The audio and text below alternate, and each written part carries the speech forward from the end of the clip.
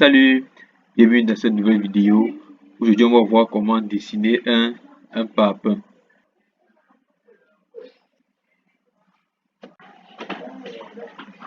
Pour dessiner notre parpaing, tout d'abord, on va choisir le plan de travail. On choisit là le plan de face. Nous sommes dans le plan de face. On va aller dans l'objet esquisse. Esquisse, on va sélectionner rectangle. Voilà. Je vais dessiner un parpaing de 20. Je dessine un rectangle au hasard. Ensuite, je valide. Je vais modifier les dimensions. Je viens là sur cotation intelligente. Cotation intelligente, je modifie les dimensions. Là, c'est là. Bon, là, je vais mettre 50 cm, donc 500 mm. 500 mm. J'insère là 500. Voilà. Je viens sur la largeur.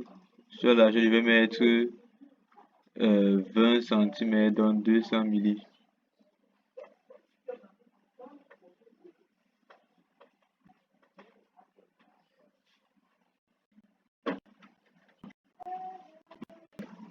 Ça fait 500 fois 200. Bon, ceci étant fait, je vais d'abord sortir le corps du parpaing. Pour cela, je vais ajouter de la matière. Je viens sur fonction. Je pars sur bossage. Bossage me permet d'ajouter de la matière. Je vais faire une profondeur de 20 cm, donc 200 mm. Je viens là, j'efface, je mets 200 mm. Je peux mettre là 200 mm. Ça ajoute, j'efface ici. Je mets 200 mm, je clique à côté pour voir ce que ça donne. Puis je valide. Je valide. Voilà. Là, je viens d'obtenir un pavé. Un pavé. Ce n'est pas encore ce qu'on va appeler parpaing.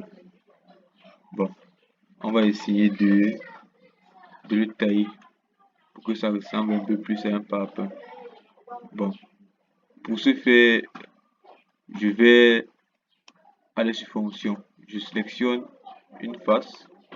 Je pars sur fonction. Je pars sur enlever de la matière. Voilà. Lorsque je suis là, je vais dessiner la forme qui me plaît. Bien une forme de trou. J'ai envie de faire les trous sur le parpaing. Bon, je vais sélectionner toujours l'outil rectangle. L'outil rectangle. Je viens là. Je fais d'abord un rectangle au hasard. Bon. Maintenant, je vais devoir mettre les dimensions. Je viens là sur cotation intelligente. Je sais que ici j'ai 500 mm, autant pour moi 500 mm. Mon trou peut faire environ, la moitié c'est 250, donc mon trou peut faire environ 230. 230.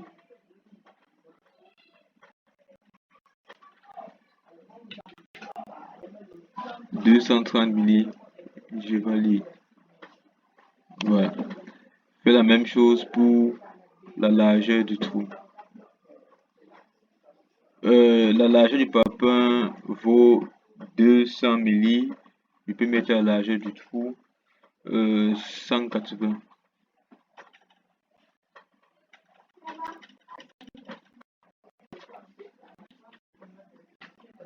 180. 180. Voilà. Bon, on voit là que ce n'est pas centré. Bon, je vais essayer de centrer manuellement. On va corriger après. Je vais dessiner un autre rectangle. Un autre rectangle à côté. pour simuler le deuxième trou du parpaing. Voilà. Je viens là sur cotation intelligente. Je sélectionne. Également, je mets également 230.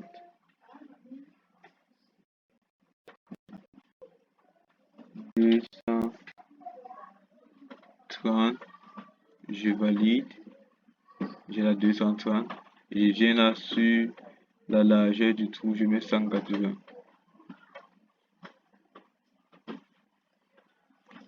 180.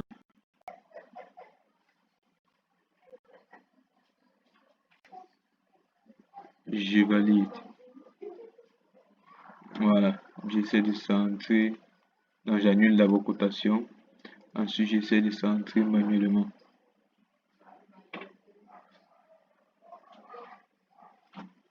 Voilà. Maintenant, pour m'assurer, j'efface ces gouttes, vu que ça rend le dessin un peu touffu.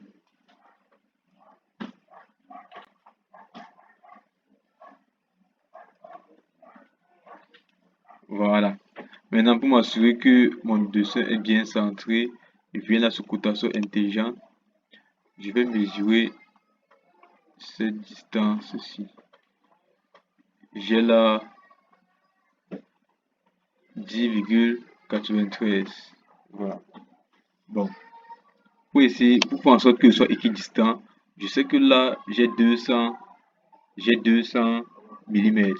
Ici, j'ai combien? J'ai 180. Ici, j'ai 180 mm. Bon, 200 moins 180, on voit que ça fait 20. Donc, il doit y avoir 10 ici et 10 en bas. Donc, je sélectionne là. Je mets 10.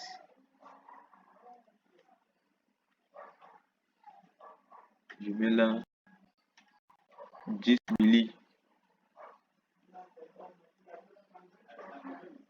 Voilà. Forcément, ici en bas, j'aurai 10 milli. Voilà, j'ai 10 milli en bas comme convenu. Ça veut dire que déjà là, c'est centré. Je fais de même pour le deuxième trou. Je dois avoir 10 milli là. Je dois utiliser cotation intelligente. Je dois avoir 10 milli là.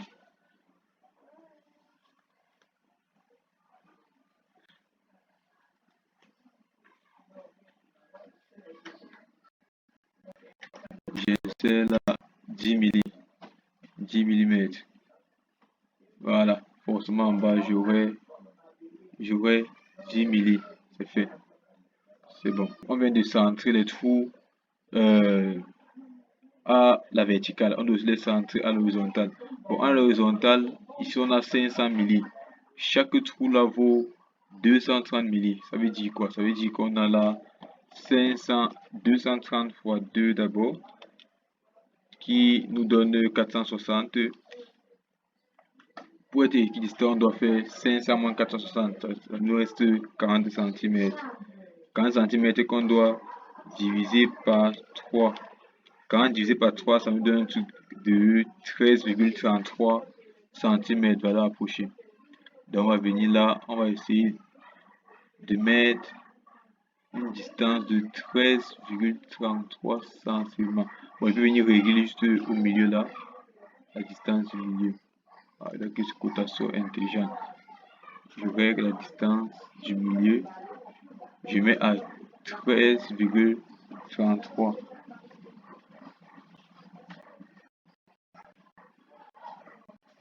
Voilà. 13,33. 13,33.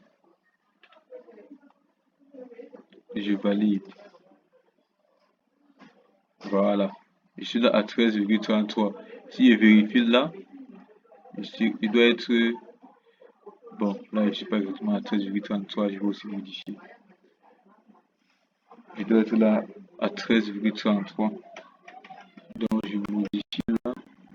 Je mets également 13,33. Voilà. forcément à la fin je serai à 13,33, une valeur approchée. Non, ce n'est pas le cas. Mettons-le à 13,33 également.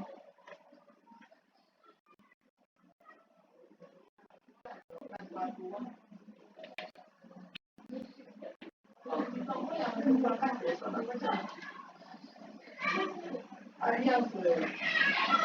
13,33. C'est bon. On a tous les espaces équidistants, sur l'horizontale comme sur la verticale. Là, on peut affirmer que notre trou est centré. Bon, vu qu'on sait maintenant que le trou est centré, on va valider, on va enlever notre matière. Bon, non, avant de le faire, j'ai envie d'arrondir les bouts-ci. J'ai envie d'arrondir ces bouts. Voilà. Je vais venir là sur congé. Je clique sur congé. Oui. Je vais mettre des congés de l'échelon 10 millions. On voit ce que ça donne. Je viens là au bout. Je clique ici. Je clique là. Je clique là. Et je clique là. Je fais de même là. Je clique. Je clique. Je clique. Et je clique. Bon. Ceci étant fait, je valide. Je valide. Voilà. On voit que ça nous a fait des... Ça se voit là. Ça se voit là. Les bouts sont arrondis, ce n'est plus carré. Voilà. Voilà. Maintenant, on va revenir sur fonction. On passe sur enlever de la matière. Voilà. On va enlever la matière pour notre trou. Bon, on va pas enlever la matière de 200 mm vu que les trous ne doivent pas traverser le papier. On va enlever 180. Donc je passe là, je clique à côté, on observe ce que ça donne, on voit que les trous ne traversent pas. Ensuite, je valide.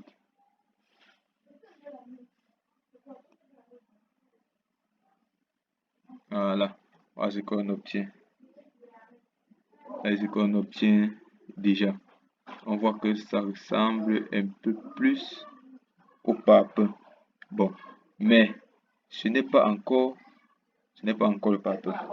Bon, c'est tout pour la première partie de cette vidéo. N'oubliez pas de vous abonner et de cliquer sur la cloche de notification pour pouvoir voir la deuxième partie. À très bientôt pour la suite.